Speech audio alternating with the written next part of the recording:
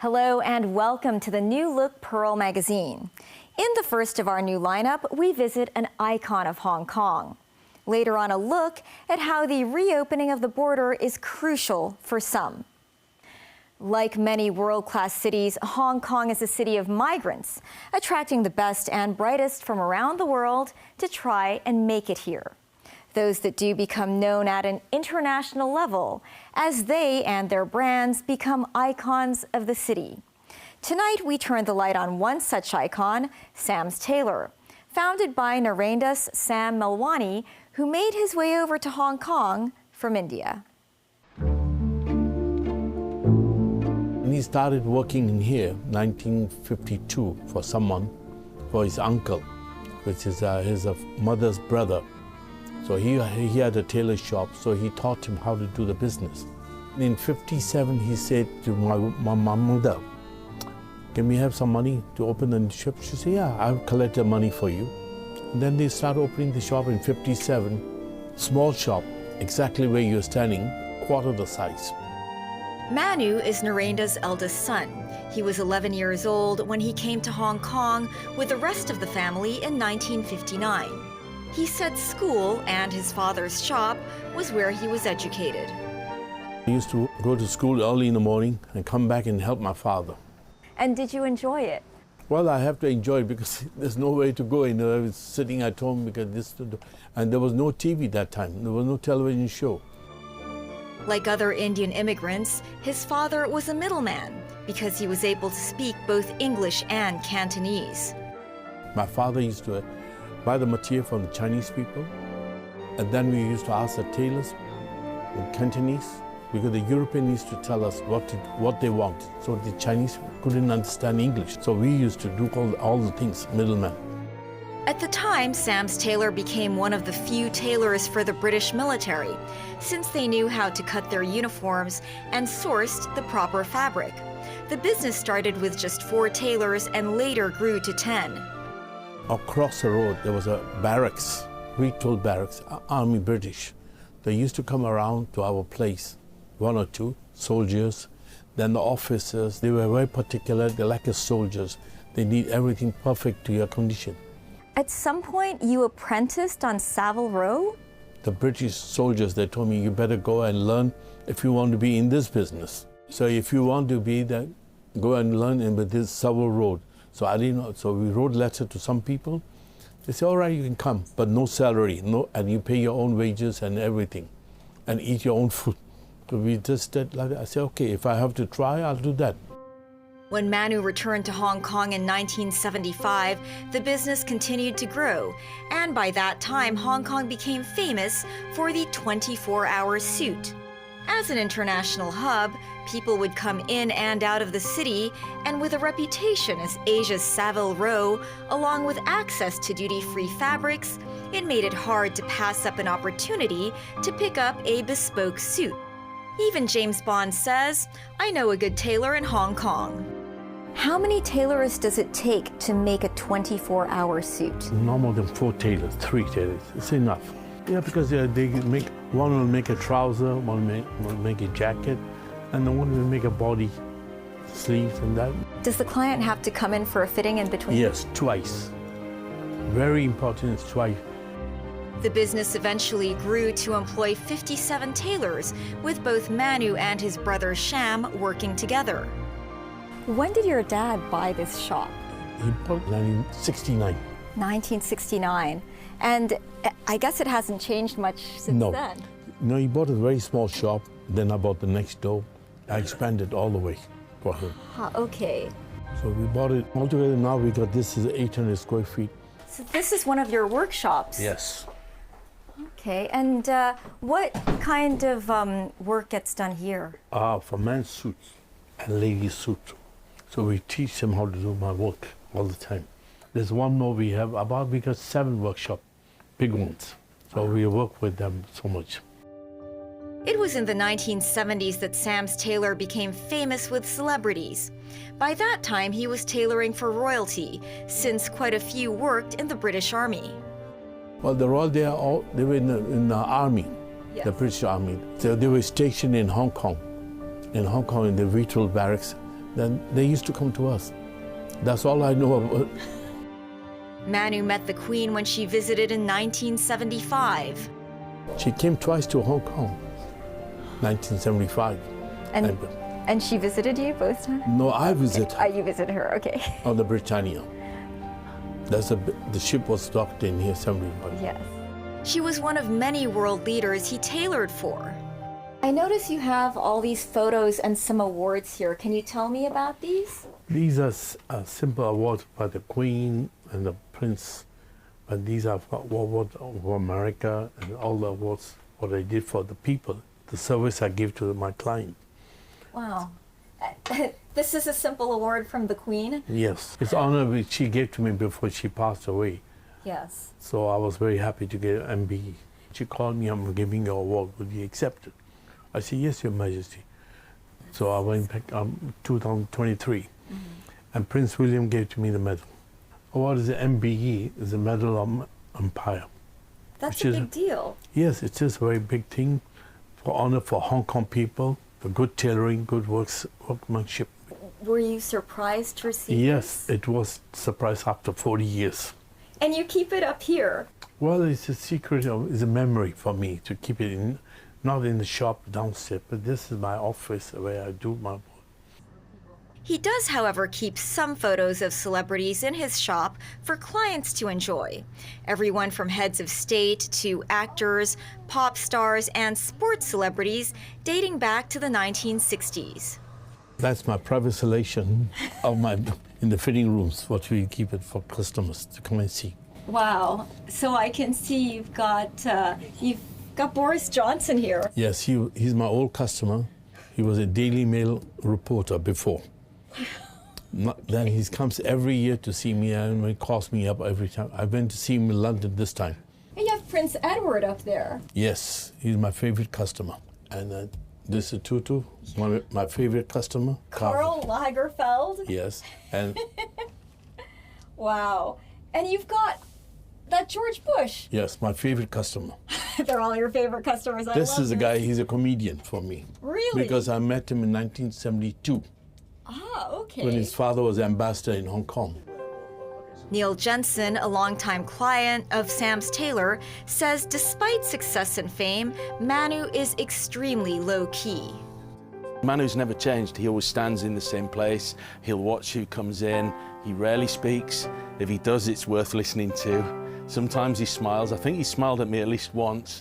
He once told me that I looked good and I'd lost weight, and I've never forgotten it. The rest of the time, he's just very serene and he doesn't say anything and he keeps his opinions to himself. And he's just so understated.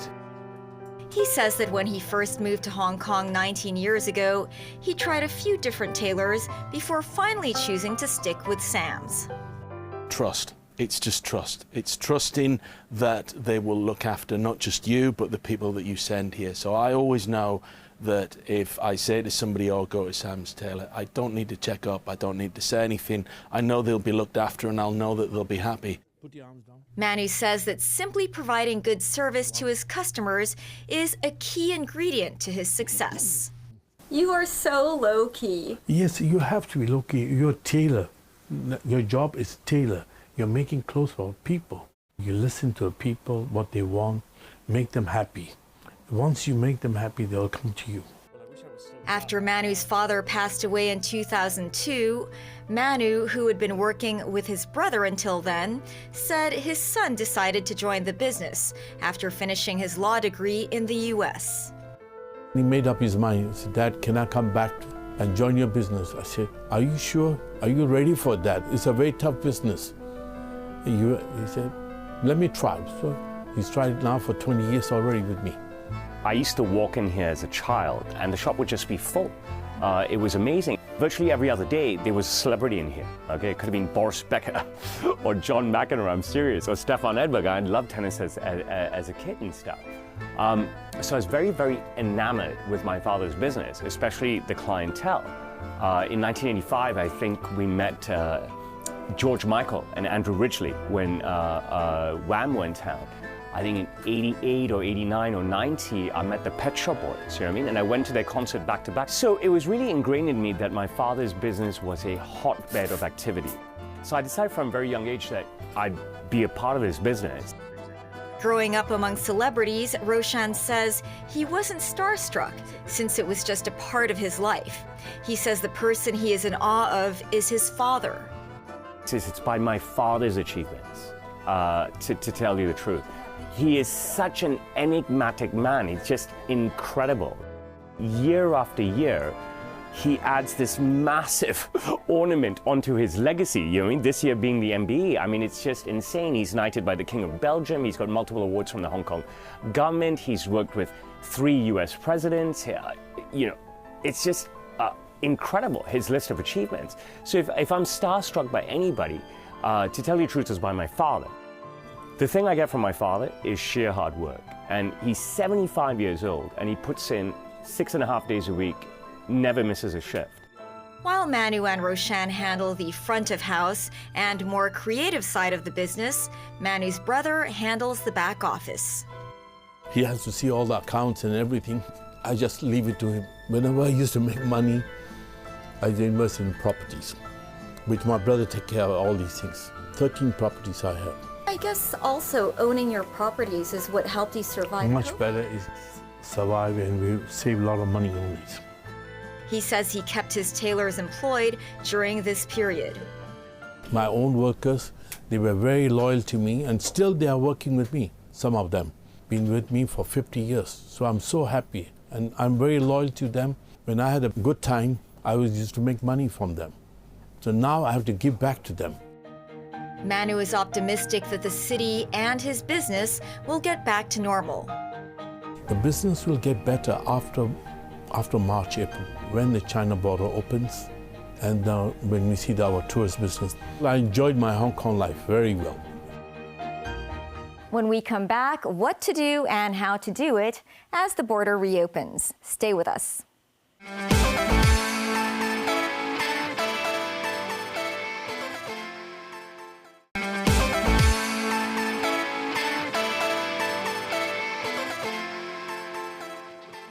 Welcome back to Pearl Magazine. As Hong Kong's border with mainland China reopens after 3 years of being virtually shut down, family reunions and leisure trips are back in force, as is business travel. Trade shows and exhibitions are once again attracting visitors to our city. Alice Khan has the story.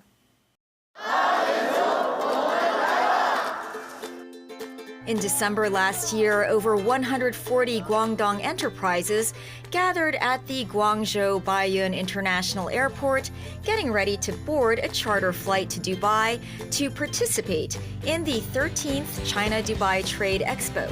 This is the largest business trip arranged by the Department of Commerce of Guangdong in recent years.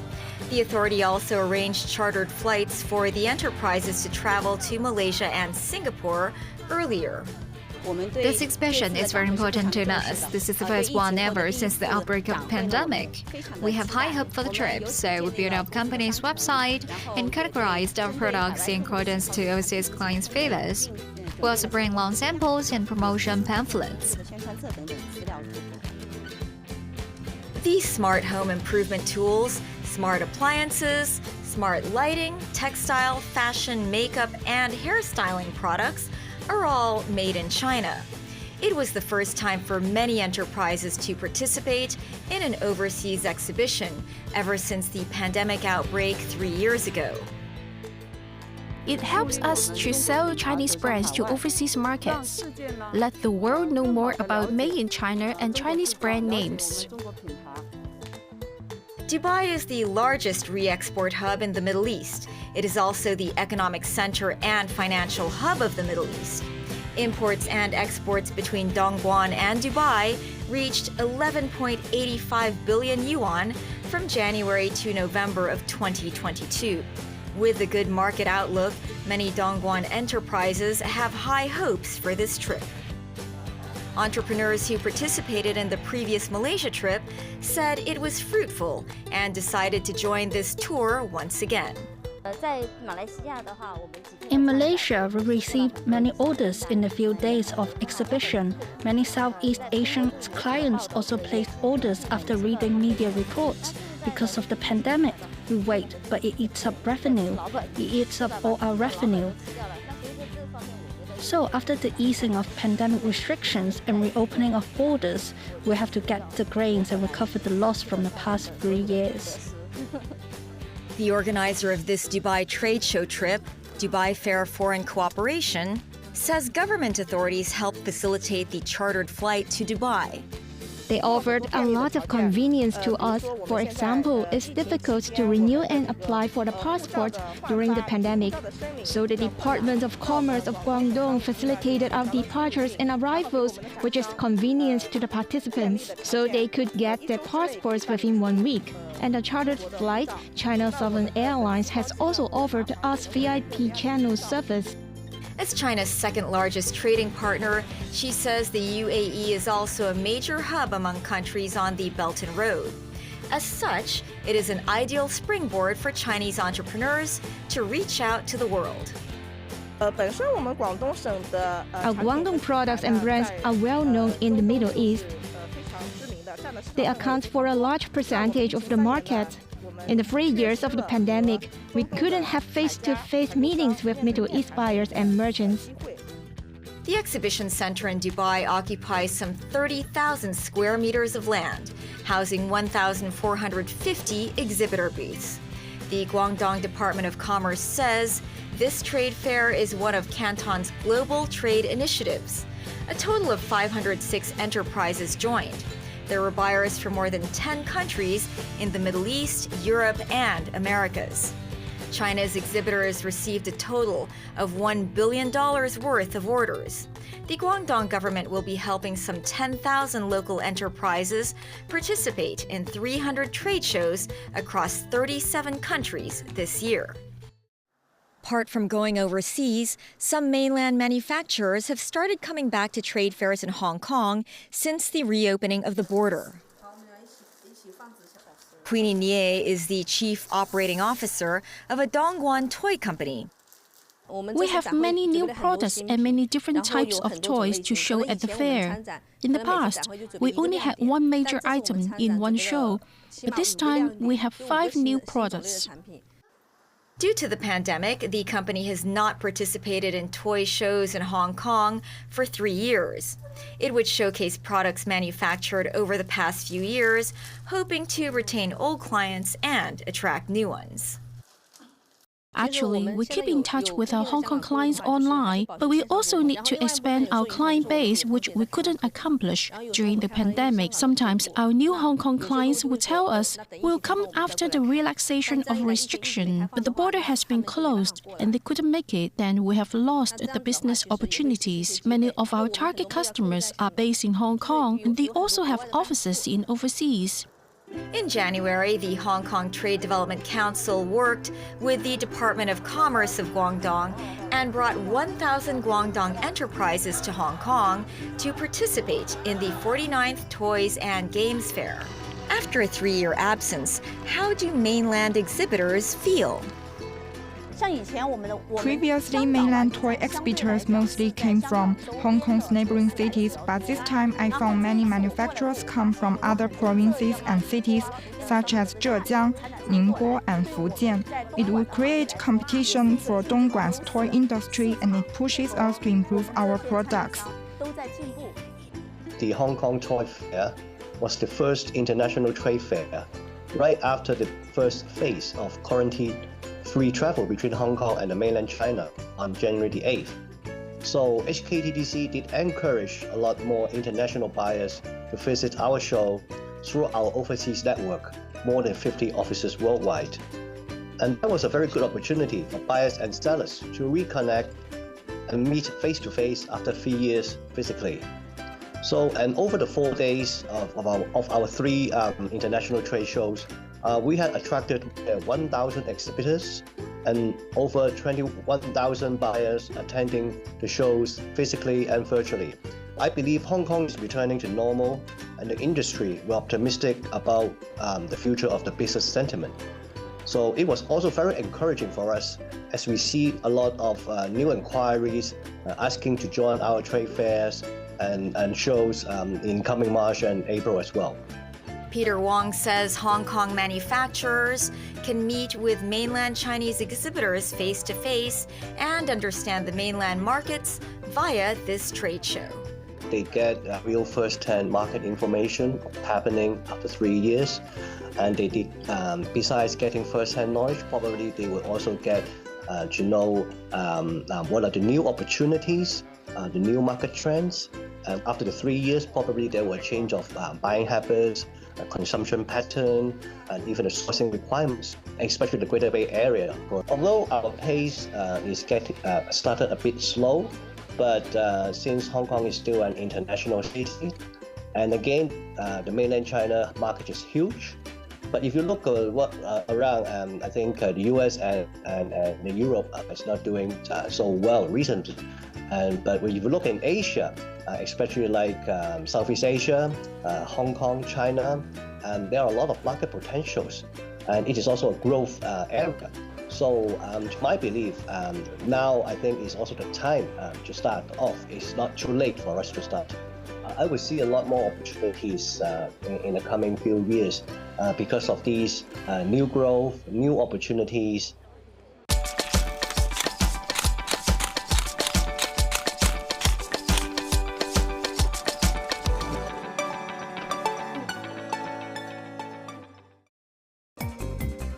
In Shenzhen's Futian port, dozens of government officials are on hand this morning to receive the first batch of incoming visitors in 3 years. At 6:30 a.m. sharp, the Futian port was opened. More and more passengers turned up to cross the border. It is very smooth, no different to the past.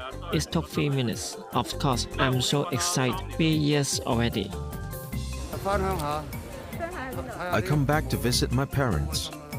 I'm so happy that I can come back. I would go to a bank to sort out my account, get a helper to clean up my place. Shenzhen People's Government Port Office said 700 visitors traveled to the mainland through this particular border on the first day. As more border crossing points with mainland China gradually reopen, more Hong Kongers are expected to travel and spend money in the mainland. Most will use e-wallets as it is the dominant payment method in China these days, such as Weixin. The Guangdong provincial government suggests cities in the Greater Bay Area accept Hong Kong and Macau e-payments, such as the Hong Kong and Macau Union Pay app, Weixin's overseas versions of WeChat Pay and Alipay Hong Kong, Macau Pass, and Bank of China's Macau cross-border e-wallet. First, users don't need to open a mainland bank account. Also, users can pay directly with their WeChat Pay Hong Kong wallets without the need to bind with the mainland bank's credit card. Users just pay with the e-wallet as they do in Hong Kong. User can pay by scanning retailer's QR code, and e-wallet can order food and pay via the app as well. It is very convenient. The spending amounts in RMB will be automatically converted into Hong Kong dollars. Daniel says WeChat Pay Hong Kong supports more than 1 million merchants in the mainland. As of the end of 2021, 5 cross-border electronic wallets from Hong Kong and Macau accumulated about 9.26 million transactions worth 1.5 billion Hong Kong dollars. After reopening of the border, we expect more people would use e-wallets in the mainland.